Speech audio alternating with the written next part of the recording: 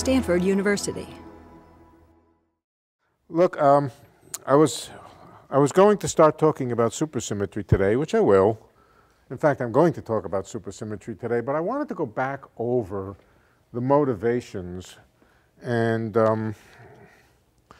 just repeat some of the things I said. I don't remember if it was last time, I think it was, about divergences in quantum field theory, and in particular, the divergences which have to do with the renormalization of the masses of particles.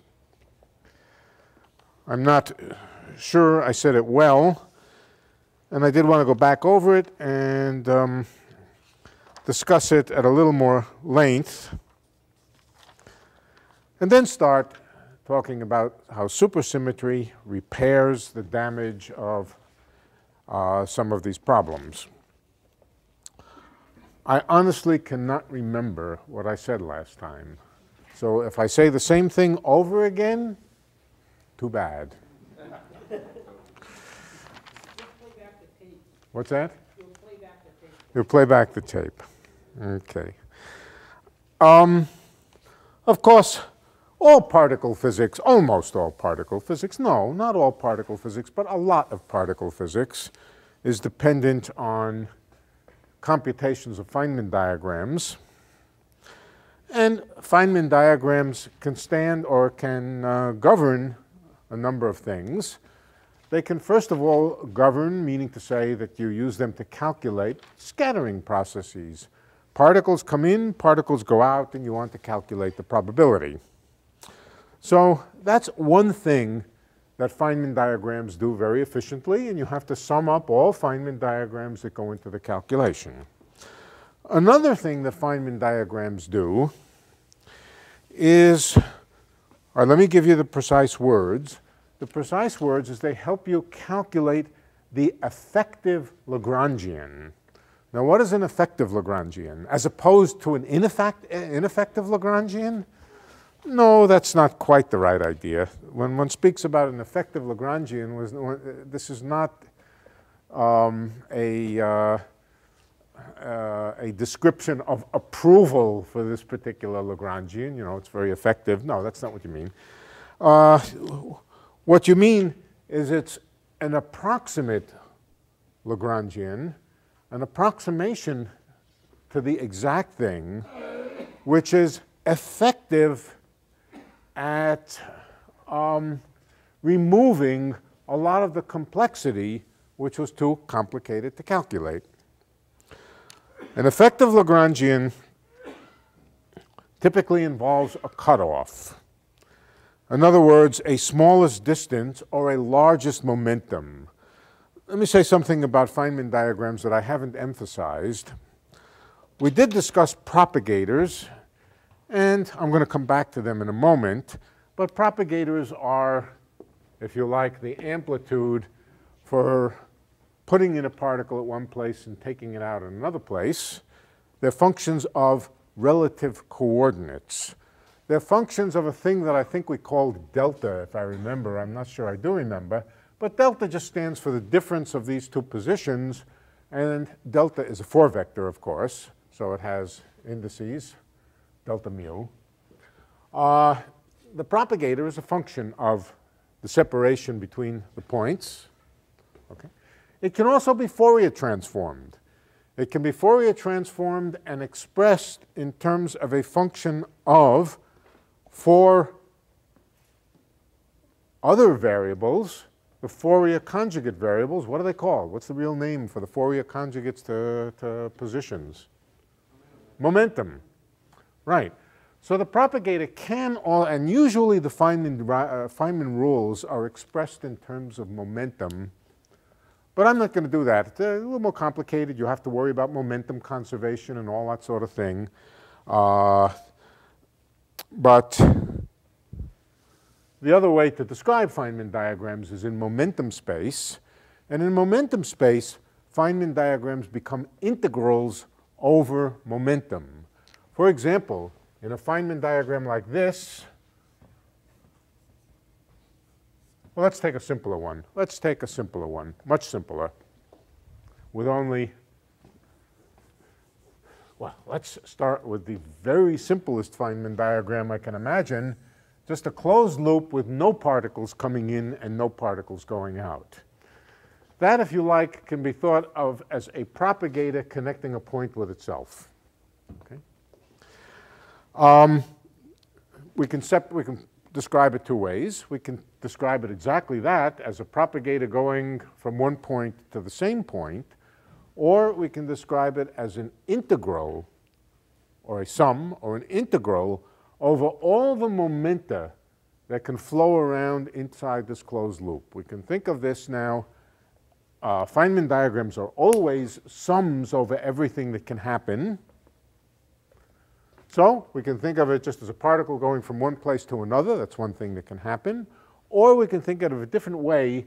We can think of it as a particle going around this closed loop of momentum k. And then the propagator has some form in terms of momentum space, but the important thing is that the diagram becomes an integral over momentum space. An integral over momenta. And there are low momenta. There are intermediate momenta. There are very high momenta. And the divergences that we're talking about can either be thought of as infinities which occur because the 2 points in this propagator are at exactly the same point. In other words, they're short distance, small distance infinities. The fact that the propagator becomes very, very large when the 2 points are close together. Or we can think of it as divergences which happen because there's just too much momentum space to integrate over. In other words, divergences which happen at very, very large momentum. What's the connection between large momentum and small distances? Well, that connection is an old connection that we know about. It's just the fact that momentum is related to inverse wavelength, and large momentum is associated with very small wavelength. That's all. So we can either describe things in k space or in x space. This delta here is really a delta x. It's a difference of two x's. So we could describe the propagator in in position space, or we can describe it in momentum space. If you like, sometime in the future, I'll tell you how Feynman diagrams are described in terms of momentum space. For tonight, and since I can't remember if we did this before, well, I will possibly repeat. But nevertheless, the lesson is a good one and one worth learning. The question is, what is the propagator between 2 points for various kinds of particles? Now, basically, there are 2 kinds of particles in, well, actually 3 kinds of particles in particle physics. There are particles of spin 0, not too many of them. Only one that really comes up in the phenomenology of particle physics, and it's the Higgly-Wiggly boson, the Higgs boson. But it's there. It does exist. Or at least I hope it exists. If it doesn't exist, we all are in trouble. So yes, we do think there are scalar particles. That's one kind of particle. And the scalar particles, what does it mean that it's a scalar particle? First of all, it means that it spins 0. And second of all, it means that the field operator for it is a scalar. Only one component, no multiple components. And the propagator then, which, let me write down what the expression for the propagator for a scalar field is, not the numerical expression, but the quantity that we're talking about. You start by putting in at one point, let's call this x, and let's call this y. And the x and y are both 4 vectors, and delta is the difference between them. So if you like, it's the distance y minus x. That's what delta is. Is that a space or a space-time? Space-time. Space-time. And x and y can be arbitrary points of space-time separated by distance delta. Then the definition of the propagator is you start with a vacuum, you create a particle at point x. How do you do that? You do it by applying the field operator at point x. And then you take the inner product of that with the state that you, with exactly the same kind of thing, where you create a particle at y, phi of y. In other words, it's the amplitude that if you put in a particle at x, you will take out a particle, or you will discover a particle at y. It's the inner product between these things, and let's write that down. The quantum mechanical inner product, phi of y O. So on the one hand, you can think of it as an amplitude for a signal to go from x to y, if you like, but it also happens to be another thing. It's the expectation value of the product of the field phi of x and phi of y in the vacuum state. So it's both of these things. Whatever it is a function of x minus y, and it is the thing that we call a propagator. Okay. Now, that's its definition. What is its value? That depends, of course, here I'm writing this down for a scalar particle, phi. You do the same kind of thing if the particle is a fermion of spin 1/2. Let's just write it over here. If the particle were a fermion of spin 1/2, then it's described by a Dirac wave function, or a Dirac field, psi. Psi has some components now. How many components does a fermion field have? 4. 4 complex components. All right. Now, if it's a massless fermion, it can have only 2. But let's not get into that right now. This is, you can have separate left-handed and right-handed fermions, in which case it is allowed to be a two-component thing. But that's not the important thing. It has some components, and it also depends on position. And so, for a fermion going from x to y, the corresponding thing would be the vacuum expectation value, or this is called the vacuum expectation value, or the propagator from x to y of, it could be, for example, psi dagger of x times psi of y. You put in a particle at x, you take it out at y, and it also has some components. It has some non-trivial index structure. The index structure is the indices of the fermion field, the spinor indices of the fermion field, the spin indices, the 1 through 4, not associated with the components of space, but the components of spinors. And so whatever it is, it's a function which depends on 2 positions and also 2 indices. Okay. I and j. I and j. Of course, you could also study the I component, but in general, it's a matrix in the ij space and also a function of separation. Now, we're going to suppress the issue of the matrix structure of it. In other words, the ij structure. We're going to suppress it. I'm going to finesse it and just avoid it in the discussion. It's a little bit complicated, not terribly. But go over the 1 to 4. 1 to 4 of the 4x4 Dirac matrices, right? Since this is a matrix, a 4x4 matrix, it could be expanded in Dirac matrices if you liked. Okay. Yeah, there could be. It depends on whether the scalar particle is charged or not. If the scalar particle does not have any charge, then you don't have to put the dagger there. Then the field is real. It consists of both creation and annihilation operators for the same kind of particle. So for a neutral particle like the Higgs boson, you wouldn't have to put a dagger there. For the electron, for example, the electron is charged, and so there's a difference between psi and psi dagger. But this is not the important thing at the moment. Now the question is, what kind of function of delta is this propagator? And that can be figured out just on, well, okay, let's begin with massless particles. For massless particles, where there is no other scale in the problem, no scale in the problem other than the distance between these 2 points. That's the only length scale.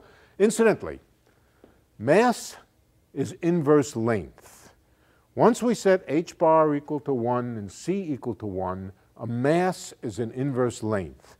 So when you specify a mass, you're also specifying a length scale.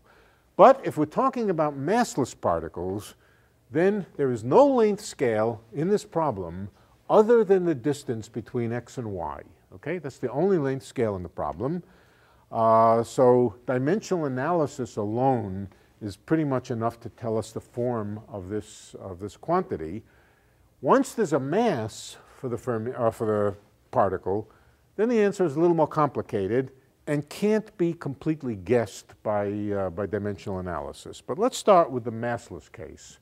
With the massless case, all we have to do is figure out what the dimensions of phi and psi are. And the way to do that is one basic rule. The basic rule is the action is always dimensionless. Now, what's the units of action normally? The units of action normally are the units of action. In fact, they're the same as the units of h bar. But if h bar is set equal to 1, it means that actions are dimensionless. So action, the only things we're interested in is the lengths or masses, lengths, times, and masses.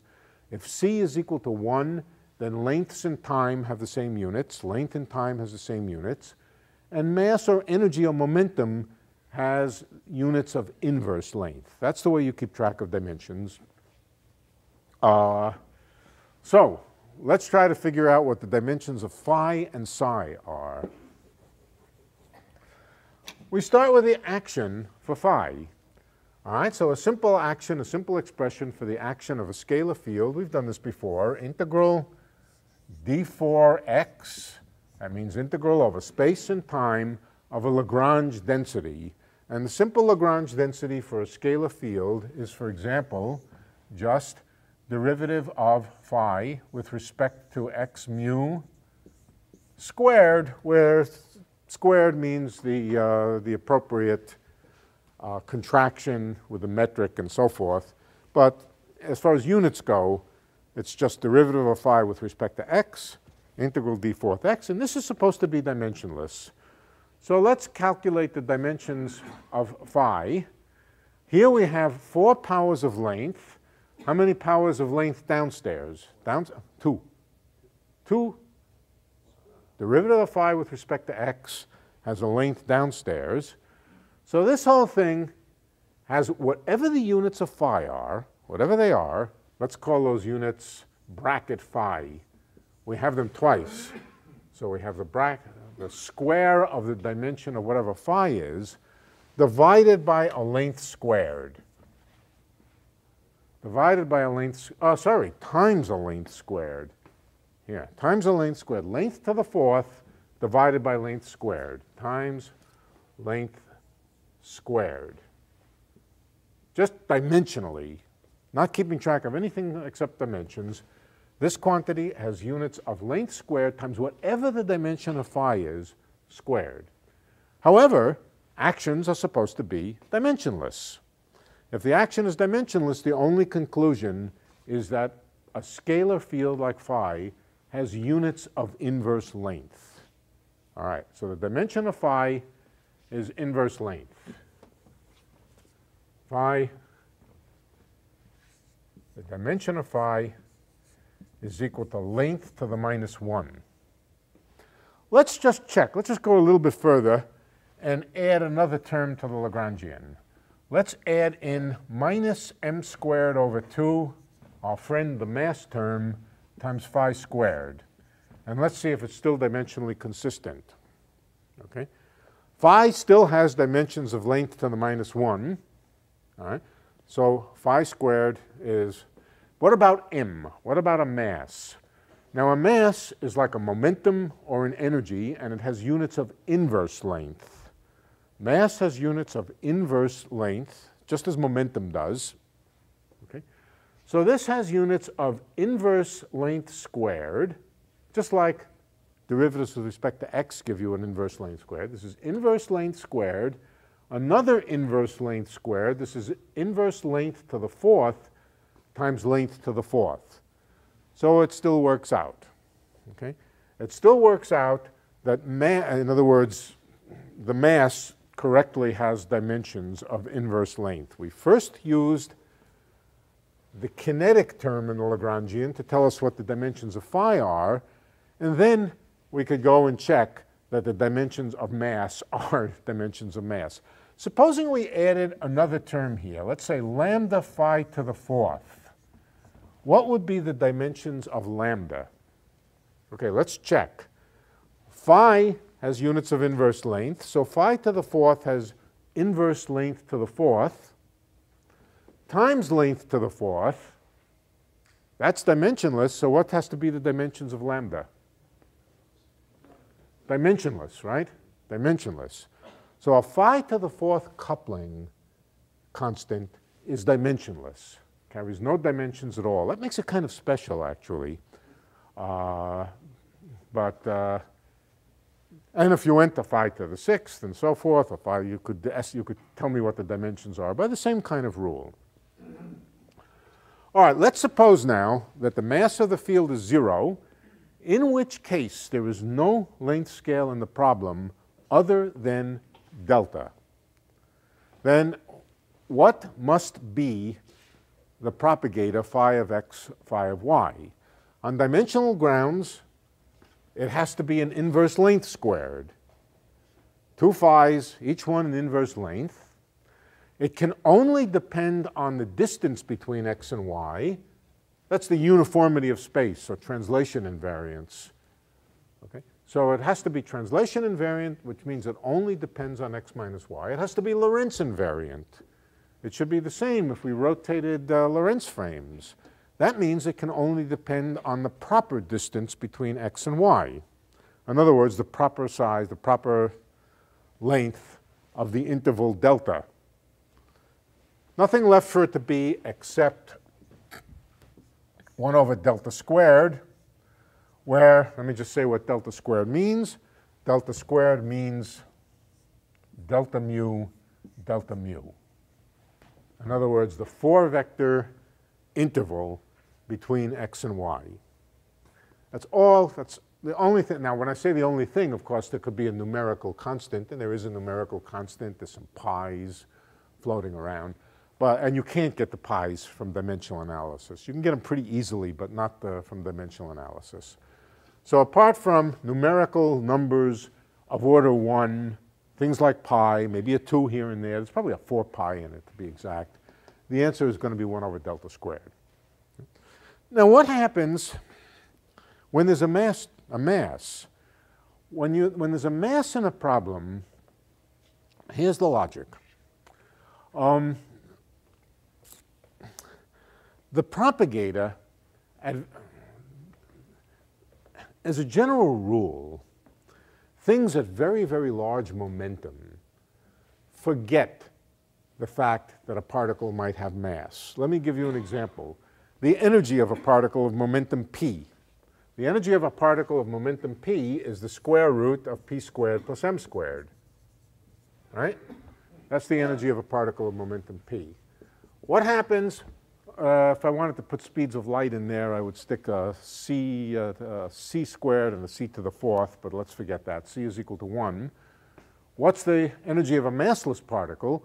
The energy of a massless particle is just E is equal to the absolute value of p.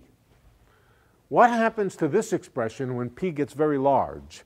When p gets enormously large, much, much larger than m, it becomes a good approximation just to say that it's the absolute value of p. So here's an example of how a particular formula forgets the fact that there's a mass when the momentum gets very, very large. Large momentum typically means very short distance, short wavelength. So it's a general rule that things like propagators become insensitive to the mass at very, very small distances. They're dominated by very high momenta. In other words, when you think about the propagator or the Fourier transform of the propagator, It's a function of momentum. And the very, very high momentum value of that propagator forgets the fact that there's a mass, but the high momentum value of the propagator is intimately connected with the short distance behavior of the propagator. So at very short distances, we expect that this is correct even if there is a mass. 1 over delta squared is the way the propagator behaves even if there is a mass in the problem. Now what if there is a mass? How is it corrected? It's corrected by things which can be important at large distances. Let's just draw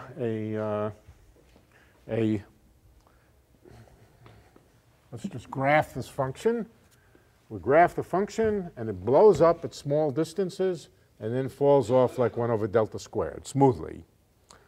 If the particle has a mass, then the result is that the propagator falls off when delta becomes bigger than 1 over m. 1 over m is the Compton wavelength of the particle, inverse of a mass.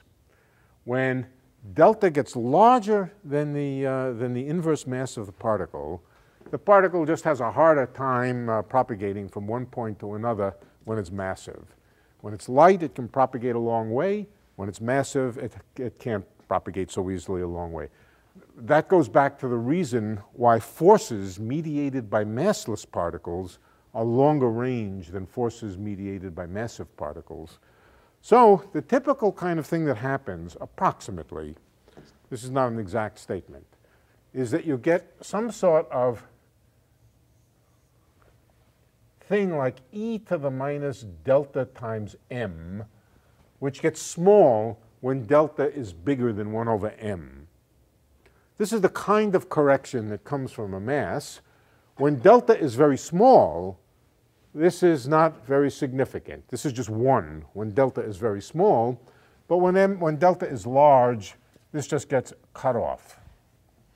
Now, if we really want it to be precise, it doesn't really quite look exactly like this. This 1 over delta squared is not exactly 1 over delta squared. It's a little bit smaller than 1 over delta squared. In fact, it's a little bit smaller at every value of delta. So if we really were to plot it carefully, to plot the massless and the massive propagator, we would always find that the massive propagator was a little bit smaller. Here's the massless propagator, goes off to smoothly down here. The massive propagator would be a little bit smaller. So it's hard for me to draw this, but it would be a little bit smaller at all values of distance. So that's one fact. They would have the same asymptotic behavior near delta equals 0, 1 over delta squared, but the massive one would always be a little bit smaller. The propagator would always be a little bit less potent, so to speak. Okay, so that's the massless propagator. Sorry, that's the scalar propagator. And I think we did talk about this, now I'm beginning to recall. We talked about a Feynman diagram which looks like this. This is one of the simplest Feynman diagrams you can draw. It represents, if you like, a correction. This could be a scalar particle. Let's think about a scalar particle. All right, this is a correction. This would be a correction coming from lambda phi to the 4th. Here's a vertex involving 4 particles, 2 in and 2 out, or 1, 2, 3, 4. And this would have weight lambda times the propagator from one point back to the same point. Now this is actually a correction to the mass term of the scalar field, the m squared phi squared. The m squared phi squared represents a diagram where a particle comes in and goes back out. You absorb one and re-emit it, and it has a coefficient or a strength m squared, or m squared over 2. That's not important. This is a correction to that. It corrects the amplitude for a particle to come in and just go back out from a point. How big is that correction? It's just given by the Feynman diagram, and the Feynman diagram is lambda times the propagator for delta equals 0. Okay. So the answer is crazy. The answer for this process here is delta divided by 0 squared, no, sorry, lambda divided by 0 squared, or delta squared, and it's infinite. It's bad, it's infinite. Now, we can't trust our theories to arbitrarily small distances. Presumably, we expect that there's some kind of fuzziness in nature at very small distances. We know very little about it. Gravity might create it. Something else beyond what we actually know might create a degree of fuzziness. And if the fuzziness is on a scale, let's call it small delta, let's write that big delta is always bigger than small delta. Why? Small delta is the smallest possible distances in our imagination. Very likely the Planck scale, or maybe some unification scale. Very likely a very large energy scale, a very large momentum scale, a very, very small distance scale. Then this O squared, this 0 squared, would be replaced by delta squared. Of course, if delta is much smaller than the experimentally accessible things that we know about, and lambda is not horribly small itself, which it's not expected to be, for example, for the Higgs boson, then this is going to be a big thing, and typically bigger than the starting mass. So this is the problem. The problem is you start with something which you imagine is relatively small. Small on what scale? Small on the scale of the cutoff. And then you get a correction which is far bigger than the thing that you wanted to get out in the end. All right, so that's the problem, as we've discussed, of fine-tuning. And another way to think about this infinity is to think about the Feynman diagram as being an integral over the momenta that can circulate in the loop here. You're just getting too much juice from very high momentum particles flowing around in the loop. So you can either think of a cutoff at small distances, or you can think of a maximum momentum. It comes to the same thing. The diagram, this is called quadratically divergent, which means that as the cutoff scale goes to 0, it diverges as 2 powers of 1 over delta. Okay, that's the problem for the Higgs boson. Now, let's discuss the propagator for fermions. Oh, yeah, okay, let's notice that at very small distances, this e to the minus delta m would not help you particularly. When capital delta is very small, this is just approximately 1, and so it doesn't help you very much. It doesn't do anything for you. But now let's think about fermions. Let's go on to fermions and discuss the Feynman diagrams for fermions. Similar pattern. The only difference is that the Lagrangian for fermions has a different structure. So let me write the Lagrangian for fermions. We've discussed it before for the Dirac equation. It's the Lagrangian governing the Dirac equation. It's actually psi bar integral d4x again, that's the action, integral d4x, psi bar, where psi bar is just basically the complex conjugate of psi. It's the complex conjugate of psi times one of the gamma matrices, or one of the Dirac matrices, psi bar, and then there's a gamma mu. These are the Dirac matrices. These are the 4 Dirac matrices. They're not important to this argument. And there is a derivative with respect to x mu psi. There's only one derivative. The other index is soaked up by the Dirac matrices. Okay? This is the structure of it. We can also put in the m psi bar psi. Notice that it's not m squared here. It's just m. All right, let's check first from this term. Let's check what the dimensions of psi are. And then knowing the dimensions of psi, we can come back to this term and ask whether the m that appears here really has dimensions of mass.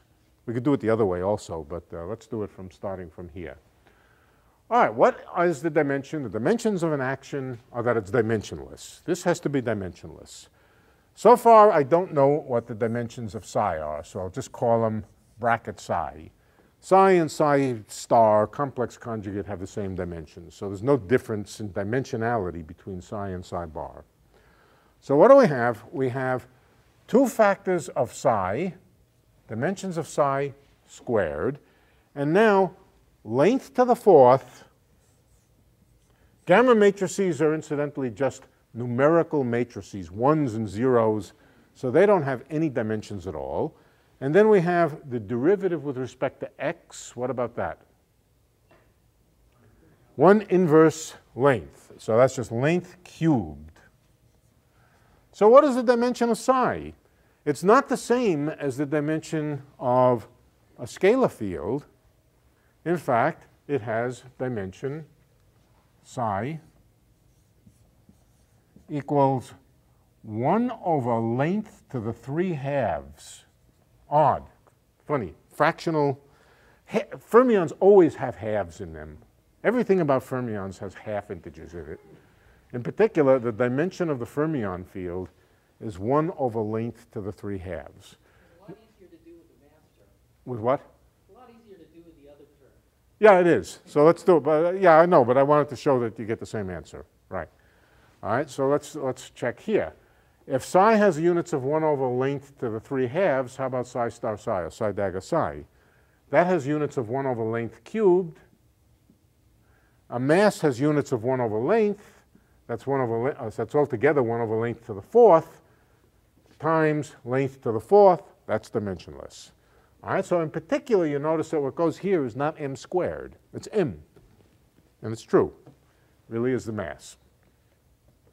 Okay, so psi has units of 1 over length to the 3/2.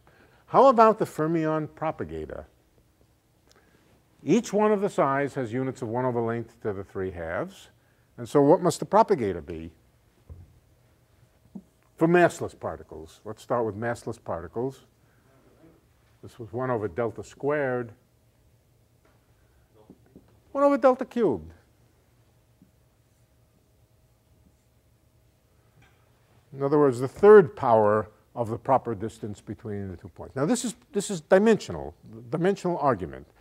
There are also Dirac matrices here. There are also Dirac indices. If I really wanted to write it correctly, all I would have to do would be to, let me write it with its indices.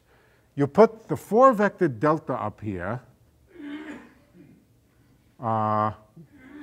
with index mu. You put a gamma matrix also with index mu, and then you take the ijth component of the Dirac matrix. Let's do it differently. Let's put the index here downstairs, the index here upstairs, doesn't matter how you do it, and ij are the matrix entries of the Dirac matrix. Now this is not quite right yet. This is not dimensionally consistent. I added an extra factor of delta upstairs, so I have to put an extra factor of delta downstairs. That's in fact what the Dirac propagator is for a massless particle. All right? But for our purposes, we can just call this 1 over delta cubed. For dimensional reasoning, it's enough to know 1 over delta cubed. Okay, so this is 1 over delta cubed. And when the mass term is included, again, the propagator, this is a correct estimate of it for very small distances. At large distances, it's again corrected and suppressed by the mass term. So the propagator is always a little bit smaller than this, and the amount by which it's smaller depends on the mass. The bigger the mass is, the smaller the propagator in here. Okay? But at very small distances, it's essentially correct. So let's now ask about Feynman diagrams with fermions in them.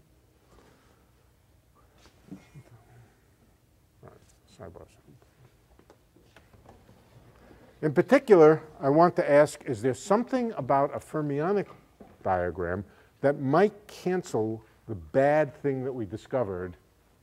Where is it? I've erased it. The bad thing that we discovered about the self-energy diagram due to the boson. In other words, we started with this diagram, and we said that it was lambda divided by delta squared. In fact, although I didn't mention it, there are some numerical factors there. The numerical factors are computable as pi's and 4's and stuff like that. What about the sign? The sign is positive. The sign is positive, and it is connected with something that I think I mentioned last time, that closed loop diagrams involving bosons are positive. Closed loop diagrams involving fermions are typically negative. Excuse me, is there sort of like a rotation then? Because we talked about the one revolution. You're asking about the causing a phase sign? change. You're asking about the sign? The sign, why? Well, okay. All right, so let me go back through the argument. I think I discussed this last time, but I don't remember, so I'll go back through the little argument. It's a pretty little argument. I'm not sure who it's due to. I didn't invent it. It might have been Feynman. I'm not sure. So it goes as follows. Supposing you want to know the sign of a closed loop diagram. It's either plus or minus. All of these diagrams, simple diagrams like this, are real. They're either positive or negative. All right, so start first with two loops. That's just a product of a one-loop diagram. A diagram involving two closed loops, just simple closed loops going, and they could be connected to other things. That's not important. But just two closed loops, and ask what the sign of that is. Well, if the sign of a single closed loop is positive, then the product of two positives is positive. If the sign of a single closed loop is negative, the product of two negatives is a positive. So two loops side by side always corresponds to a positive amplitude. Now, next, let's cut open this diagram like that. And think about a diagram which is exactly the same as the original, except we switch the particles. Whenever you switch and interchange two bosons, it's a plus sign. I'll tell you what it's related to. It's closely related to the fact that the wave function of two fermions, let's say psi, this is now an ordinary Schrodinger wave function, not a Dirac wave function. An ordinary Schrodinger wave function, let's call it S sub Schrodinger, just the wave function of a two-particle system, x1 and x2, is symmetric under interchange of x1 and x2, is equal to psi Schrodinger of x2 and x1. In other words, if you just interchange the particles, you just get the same wave function back. And that's the plus sign here. Fermions are exactly the opposite. Fermions, this is also the Schrodinger wave function for two fermions.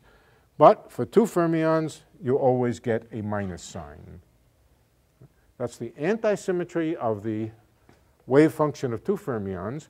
And it also says that if you try to put two fermions into the same state, you will always get 0, because if you have two fermions in the same state, that's a symmetric wave function, and the wave function for fermions must be antisymmetric. All right, so this minus sign recurs over and over, and it occurs in all sorts of contexts wherever, when you interchange two fermions, you get back exactly the same thing, of course, but with a minus sign in the quantum mechanical wave function. All right, the implication of that is that if you were to take this diagram and switch the fermions, you would get a minus sign relative to a diagram without switching. Well, the diagram without switching was positive, just because it was the product of two equal things. Switch them, and the diagram must be negative for fermions. For bosons, switching them does nothing, and it will remain positive. Okay? But when you switch the particles like that, what do you make? You simply make a one-loop diagram instead of a two-loop diagram. You can now trace this around, and it really is just a one-loop with a little bit of a twist in it. It's just a one-loop diagram. And so the net result is a one-loop diagram for fermions will have the opposite sign from a one-loop diagram for bosons. And this is very general. The one-loop diagram for bosons is positive. The one-loop diagram for fermions is typically negative. All right, as an example, there would be this diagram which is correcting the mass of the Higgs boson. This could be the Higgs boson, for example. Higgs boson. Right? It's positive, and it's lambda, where lambda is the quartic coupling here. Where is it? I think I've erased it from the Lagrangian. The quartic coupling times 1 over delta squared. Now, let's ask, supposing there was a fermion. Let's take a fermion now. Supposing there was a fermion which had the same mass, exactly the same mass as the boson here. You know what? I'm going to draw bosons with dotted lines. That's more or less conventional. The bosons, for some reason, are drawn with dotted lines and fermions with solid lines. Right? Is there a diagram that could possibly cancel this involving fermions? Okay. So let's draw a diagram, the simplest diagram we can write down, in which the Higgs boson, whatever it is, emits 2 fermions. It can't emit 1 fermion. You can't have a boson becoming 1 fermion. It must become an even number of fermions. So let's take the boson. It emits 2 fermions, and the 2 fermions come back together again. It looks quite different than this diagram. Okay? But let's estimate it. Let's estimate it by the same kind of dimensional arguments. First of all, there's some coupling constant. Let's call that coupling constant G. There's another coupling constant G here. This coupling constant is not the same as lambda. In fact, it's the coupling which involves the boson times the product of 2 fermion fields. So it's a term in the Lagrangian, psi bar psi times phi. Here's phi and psi bar psi. Or if it's the Higgs boson, it would be the Higgs boson coupled to 2 fermions. The fermions could be quarks, they could be leptons, they could be whatever you like. Let's take the case, well, whatever they happen to be. We'll discuss what particles could be there in a moment, or maybe we'll get to it. Okay, I guess we won't, but all right, how do we calculate this diagram? Well, first of all, this diagram involves 2 points. This diagram only involved 1 point. Now, strictly speaking, this point could have been anywhere in space. So strictly speaking, we really have an integral to do over all of space. But that integral is trivial. It just says that the process could happen anywhere in space. Let's pick a point where the process happens, and then there's no integral left. It's particle absorbed at this point, emitted from that point. Now here is more complicated. The particle is absorbed at one point and emitted from another point. All right? But if these points are very close together, it looks an awful lot like this. Okay? What do we do with this diagram? Well, we could, for example, hold the center, the average position fixed, just as we hold the position here fixed and don't integrate it over all of space. We could hold the average position fixed.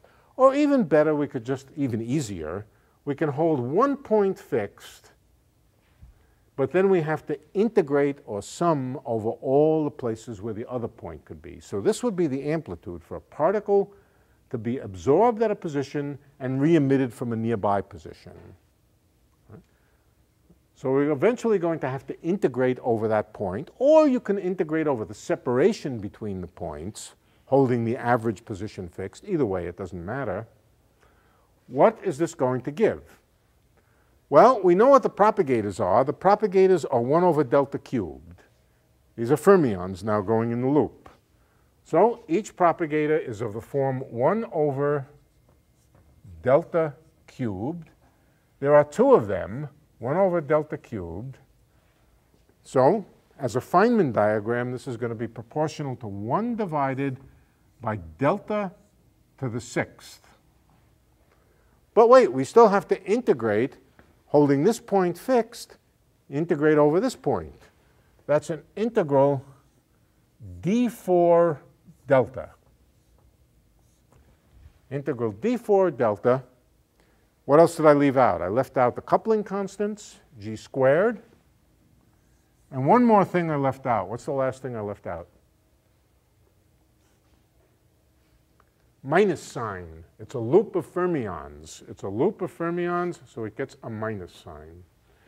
Now, how big is this integral? Well, where do you integrate between? You integrate from very small distances, namely little delta, to infinity.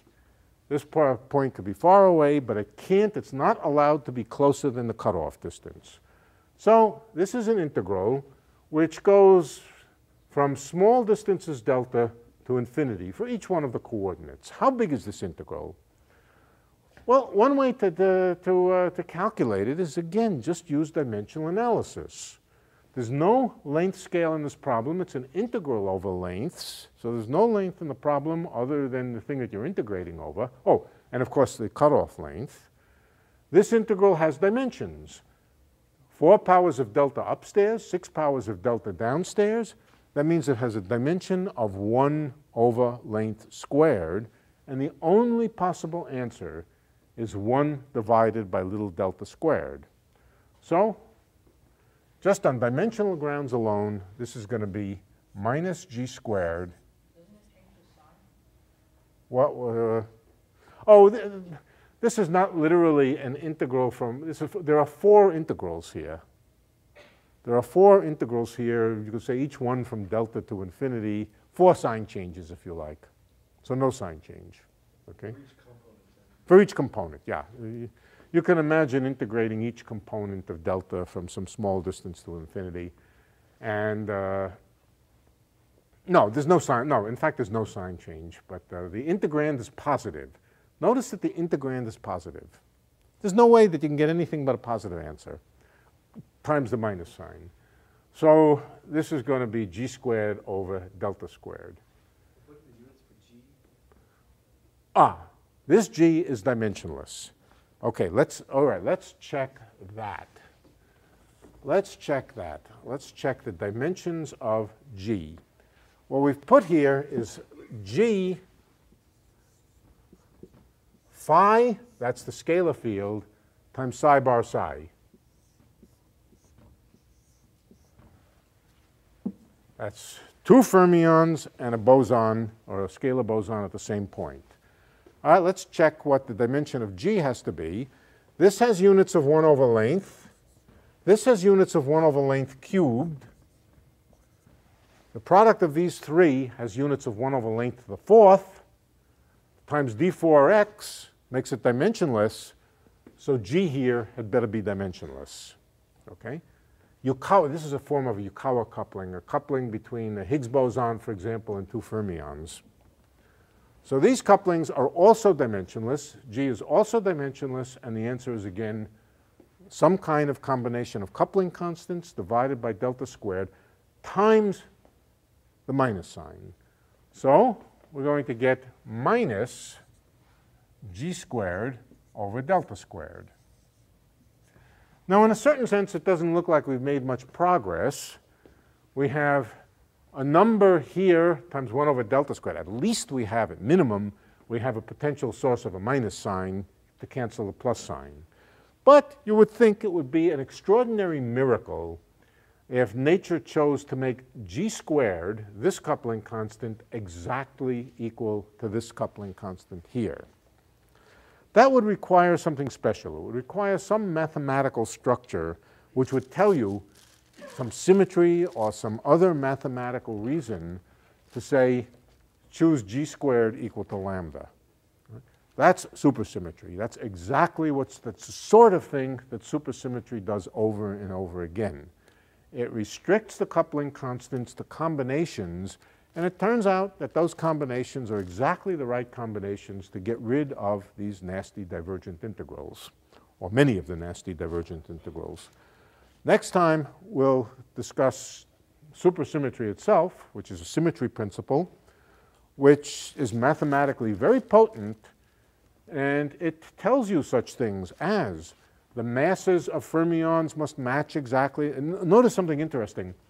The cancellation would be incomplete if the fermion and boson had different masses. Why? Because the propagators wouldn't be exactly the same. In that case, the cancellation would be incomplete. But as long as the propagators were sufficiently similar or sufficiently close to what I've written here at small distances, it would get rid of the infinity. So if the fermion and boson didn't have the same masses, slightly different, what might have canceled wouldn't exactly cancel. But the divergent part of it would cancel. So that's the kind of thing that supersymmetry or approximate supersymmetry does.